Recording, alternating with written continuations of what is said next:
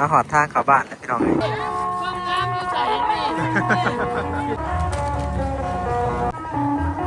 เรียกว่าให้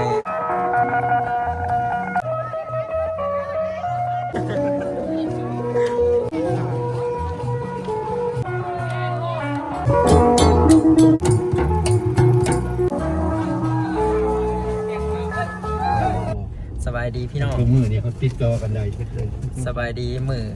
กระถินพี่น้องเลยตอนนี้ก็กำลังมาหอดบ้านใกล้จะหอดบ้านเลยชาวบ้านเขาก็รอถาแห่กระถินหลายคนเติบพี่น้องมือนี้ มาตอนบ่ายเนาะลุงมาหอดตอนบ่ายนี่มาหอดบ้านแล้วพี่น้อง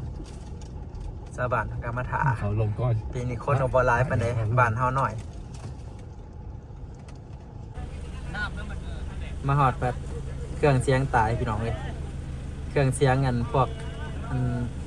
เครื่องแห่ เครื่องแห่ตายแห่ตั้งแต่4 แยกปีนี้นะปีแล้วนี่เฮาแห่จากโรงเรียนเนาะปีนี้เฮาแห่ตั้งแต่4 แยกไปชาวบ้านเขาเจ้าก็มาถ่ายอยู่ปากทางไปแล้วพี่น้องเลยปากทางเข้าบ้านไปพี่น้องบ้านเฮาแต่คนบ่หลายก็ซ้ำนี่พี่น้องปีนี้บ่ได้เอานักเรียนมาบ่ได้เอาน้องนักเรียนมาก็เลยบ่หลายซ้ำปีที่แล้วไปพี่น้องไปเบิ่งบรรยากาศตอนแห่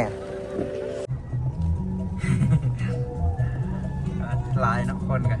บ้านหน่อยอย่างคนหลายนี่แหละบ้านหนองวัวชาเนี่ยพี่น้องอ่อนดีอ่อน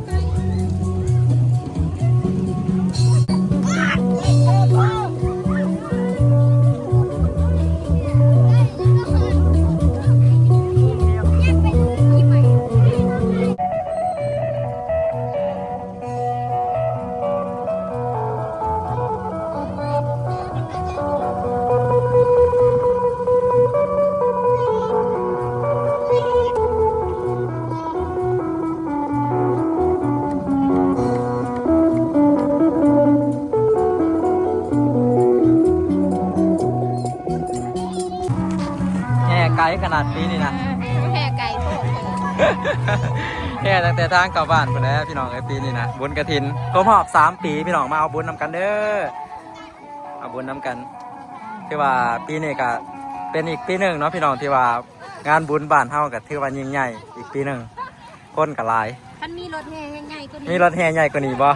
อันนี้ก็รถแห่คือกัน ก็เลยแห่บ่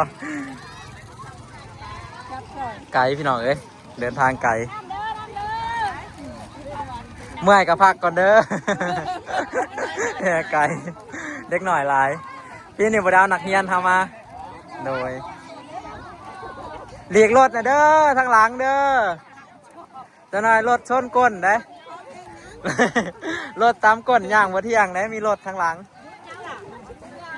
ก้นทางหลังคนแหละเครื่องเสียงกับเพดุกระดอต้องใช้มืออื่นแช่มางานใหม่อยู่เครื่องเสียงกัน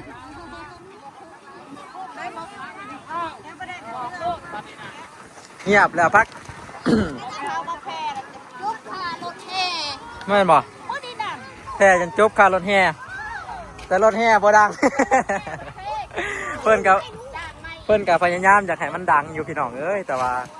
เสียงมันบ่มีไฟรถแห่คือปีก่อนเขาย่างเต็มทางไปเลยแล้วรถเขาเจ้าไปบ่ได้พี่น้องเลยปีนี้ปรับปรุงใหม่ จงทางไปเครื่องหนึ่งเครื่องเสียงกับเพซับเครื่องเสียงเพซับบอกชวนพี่น้องมาเอาบุญนะมาบ่ทันแล้วพี่น้องเอาบุญเผื่อเด้อเครื่องเสียงกันจากตายดูแล้วจักหน่อย ให้ป้อนพี่น้องเนี่ยทำมาเบิ่งคลิป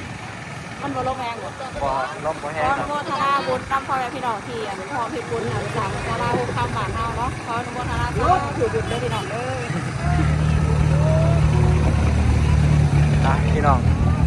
แห่น้ำกันพอแอกก็ออกรถใหม่นี่ ส่วนพี่น้องมาทำบุญนะ มาบุญนำกันพี่น้อง บุญบ้านเบาแอกพี่น้องเอ้ยกระถินเครื่องเสียงเข้าพักผ่อนบ่ เครื่องเสียงเปลี่ยนอีกแล้วเครื่องเสียงโอ้ทางนี้ดังเลยอ้าวขอบใจหลายๆพ่อเนี่ยเรากลับมาห่วมทำบุญกูปีแล้วพี่น้องมาแต่ มาแต่น จังหวัดนครพนม นครพนม แม่นเราเป็นทั้งผู้ขับรถตู้แล้วก็เป็นทั้งผู้ที่ว่าซอยหายอดกระถิน แต่ละปีแม่นแล้วเราก็ออกน้ำแต่ละปีนะพ่อกล้วยแม่นอนุโมทนาบุญน้ำพ่อกล้วยเนาะเราขับรถตู้พี่น้องเลยขับรถตู้อันพาลงลุงพร้อมด้วยญาติพี่น้องลงลุงนั่นแหละมาร่วมทำบุญทุกๆปีเราเองก็ร่วมทำบุญคือกันว่ายเปิดเพลงอยู่ซื่อมันบ่ได้แล้วต้องฟ้อนน้ำเล็ต้องฟ้อนน้ำเล็ ว่าหยอกกันชื่อว่าหอยอ่อนร้องเพลงด้วยแหละเครื่องเสียงตายเลยได้ ล้าง โอ้ยนอนนางโอ้ยนอนนาง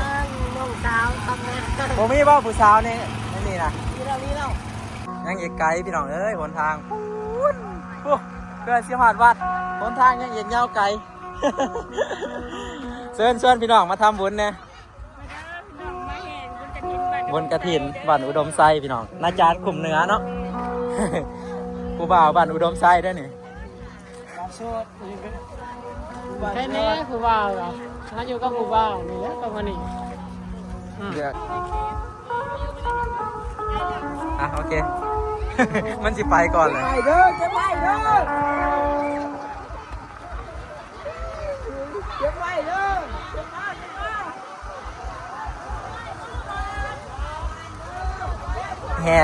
แห่ไกลแสดงแห่งได้บุญหลายเนาะพอลอย แห่ไกลแห่งได้บุญหลายแม่ อักสิเมื่อยในอยจักหน่อยได้ทุกๆปีพี่น้องเอ้ยพี่น้องจากจังหวัดสกลนครเป็นมาห่วมทุกๆปีเพราะว่าสิเป็นบุญกฐินบุญผ้าป่าพี่น้องเอ้ย3 ปีแล้วได้ครบรอบ3 ปีเลยก็เป็นญาติของลุงเนาะญาติพี่น้องเพื่อน เป็นน้องสาวเพื่อนเล็กหน่อยกันหลายปีนี้แห่อ้อมบ้านมือหนึ่งปีแรกนี่แห่แต่บ้านน้อยปีนี้แห่แต่บ้านเทิงไปเลย แอวอ่อน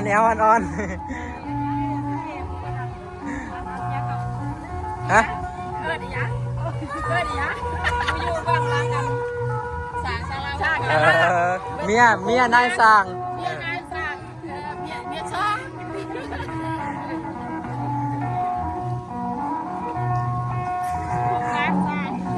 โครงงานสร้างก็มีคนร้ายเนาะปีนี้กันเนาะที่ว่าแบบร้ายเติบร้ายพอสมควร คำเมื่อยยังไร แต่ว่าเขาแห่กับปีนี้กับกำหนดเวลากับเป้อยู่บ่ได้ค่ำบ่ได้เลยเวลาพอดีแบบนั่นน่ะถ้ามันค่ำกว่านี้นะเขาเจ้าก็ย้ำให้ย้ำหน้านะเขาเจ้าก็อันนี้คือมีแต่บ้านอุดมไซกับที่ นั่นน่ะปลูกเจ้าภาพกฐินที่ว่าเพิ่นมาเอาได้พี่น้องเลยบ้านเฮาก็ถือว่าหลายเติบอยู่เป็นบ้านน้อย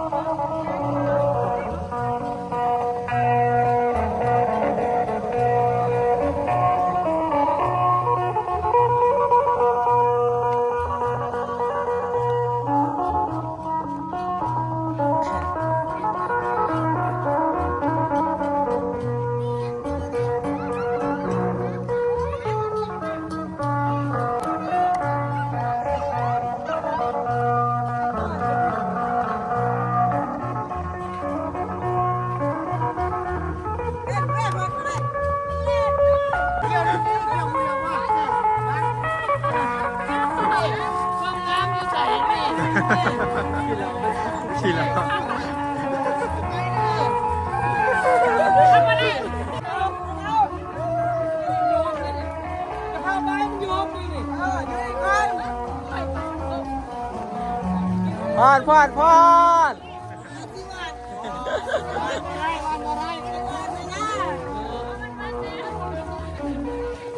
พอนพอนโค้งสุดท้ายแล้ว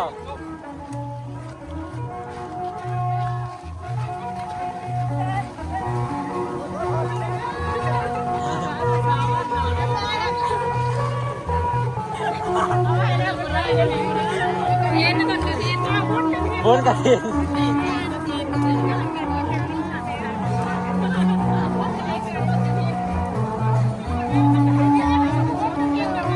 โยนนะสิหอดวันแล้วปีละเถื่อมวนเดียวพอดเป็นโมเขาเนี่ย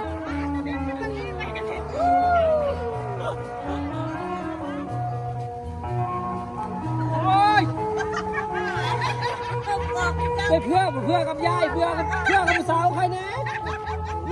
ยายก็งามอยู่ไหน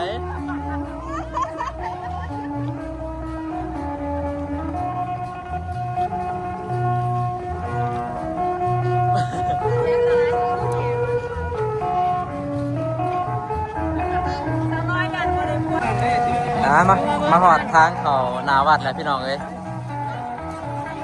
แห่กองกระถินมาหอดหนาวัดแล้วก็ถาเบิ่งน้ำกันพี่น้องเอ้ยเพิ่นสิแห่อ้อมศาลา3 หอบก่อนเนาะหลังจากนั้นแล้วก็จังเอาขึ้นไปถวายพี่น้องถวายทางในเพิ่นแหละคือเอาเฮ็ดในทุกๆปีแหละพี่น้องโอ้ยมาจกน่ะจกนี่อยู่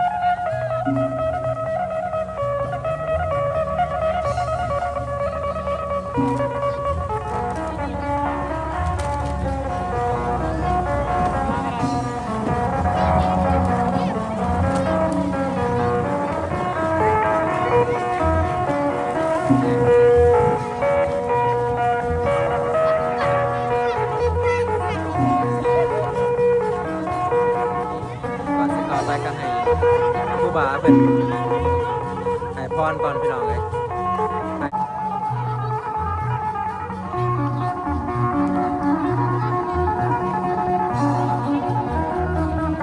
ก็บอกพลาดแน่กำลังหลดเด้อ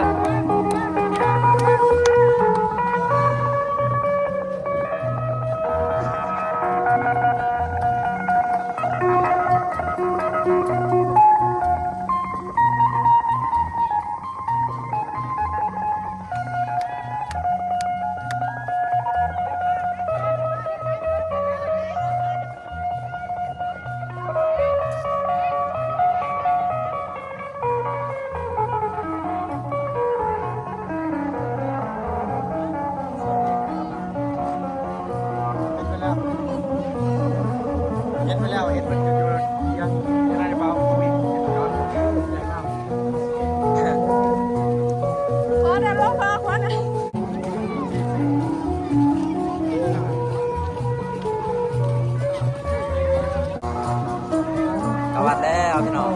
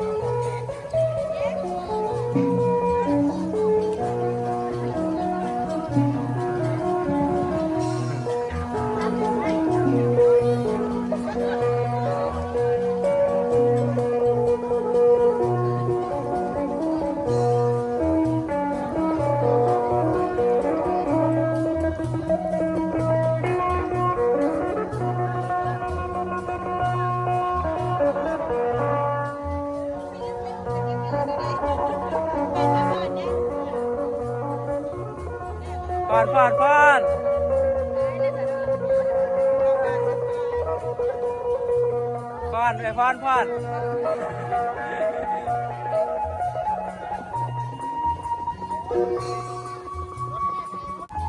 พอนนะแม่2 แม่ลูกนี่ป้อนนะป้อนแน่ลูกบนแอว ไรเดอร์ว่าจะเปิดบ่ว่าจะเปิดเมื่อแรกก็ลูกวะแกกระเทียม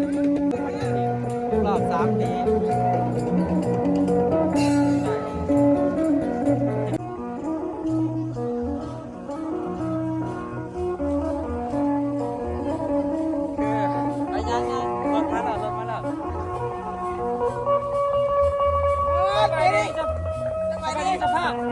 ส่วนพี่น้องมาเอาบุญนะ เฮ้ยไอ้ส่วนมาอยู่ ปีนี้มีมอน บ้านนะแม่ข้างหน้าข้างหลัง จ่ายหลายๆเด้อเจ้าภาพเด้อ จะพาน้ำกันนั่นแล้วบ้านเดียวกัน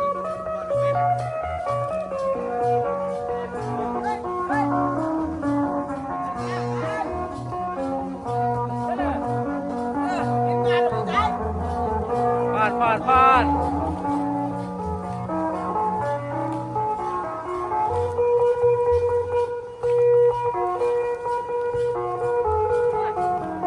แม่ก็หลับก็พอผ่อนแน่ผ่อนงามๆแน่ตัวแทนจากสกลนคร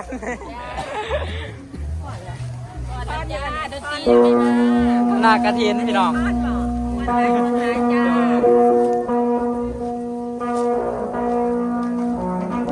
ประธานกระถิน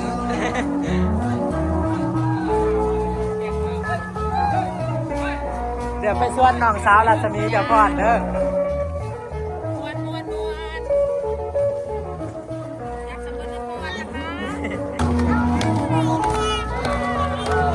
งามฟาดป้า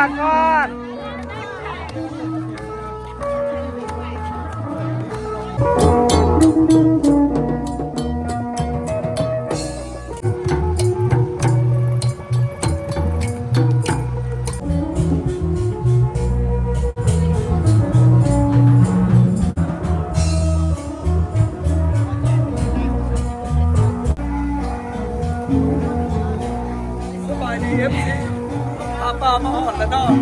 สบายดีเอฟซีทุกคน ป้าจากไหนกระถิน กระถินมาหอดแล้วสบายดี เชิญส่วนพี่น้องกันไม่ให้ ส่ ทุ วน น พี่ แน่ น้องเด้อมันนี่บุญกระถิน ให้ บ้านเน่าดมไส้เนาะ ให้พรเพื่อนแน่ อ้าวสาธุมาท่านในมันนี่เนาะให้ได้บุญหลายๆเนาะเพราะว่าพี่น้องพังพูดพังพี่เนาะปรารถนาสิ่งใดขอให้เจ้าได้สิ่งนั้นสมดังมโนหวังเด้อพี่น้องเด้อชื่อว่าพ่อยไผ่หยังอย่าสุนีมาไกลให้มีแต่เงินทองใส่เต็มถงเต็มไทยเนาะแม่เนาะรถเจ็บไข่ก็ให้เว้นให้อย่าสุนีเด้อ สาธุเด้อผู้ยอกอันกองกระถินได้เงินได้คำได้ร้ายหาเงินหาคำกับสมก็มุ่งมั่นปรารถนาเบิดทุกอย่างซอยเหลือกันบ้านเฮาสร้างสร้างพัฒนาวัดว่าอาราม ต้นกระถินนะพี่น้องต้นกระถิน ไปแล้วพี่น้องทั้งนี้เสียงมันโมดังเลยพ่อนบ่ปานใดเนาะทารถก่อนลายอยู่ได้พี่น้องเอ้ยชาวบ้านเฮากับลายอยู่มีแต่ผู้แต่งตัวจบๆงามๆบางคนกับมาตะเกียวเข่ากับมีไว้ว่าหยอกเพิ่น แต่ผู้จบๆงามๆมียังขึ้นนักเท่าบัดนี้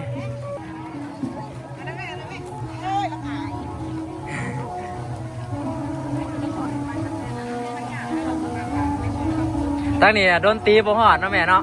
แอลก็เลยบ่อ่อนโดนตีบ่อ่อน เครื่องเสียงอยู่คนละภาคแม่เฒ่าเนี่ยเราพอดแอลอ่อนได้นี่โดนตีบ่ฮอดวันใดซื่อๆเนาะม่วนซื่นพี่น้องเอ้ยปีละครั้งบุญกฐินที่ว่าปีนี้ก็ครบรอบเป็นปีที่3งานบุญกฐินบ้านเฮา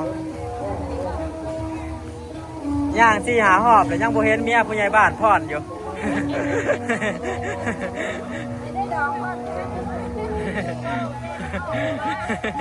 เราให้ดองแล้วพอน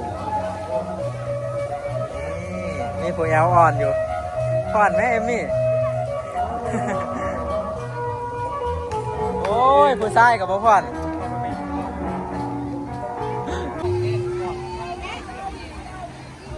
เอาอีก เสียงดูโค้งไปมาเลย เบิดเสียงดนตรีและแอลบ่อ่อนแล้วเนาะเบิดเสียงดนตรีและแอลกับแข้งปั้นล่ำให้ไฟบ้าน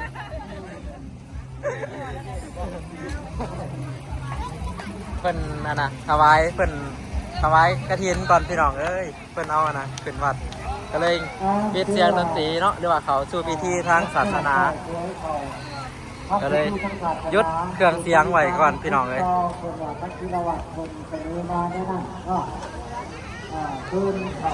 หลังจากแห่กฐินแล้วพี่น้องเอ้ย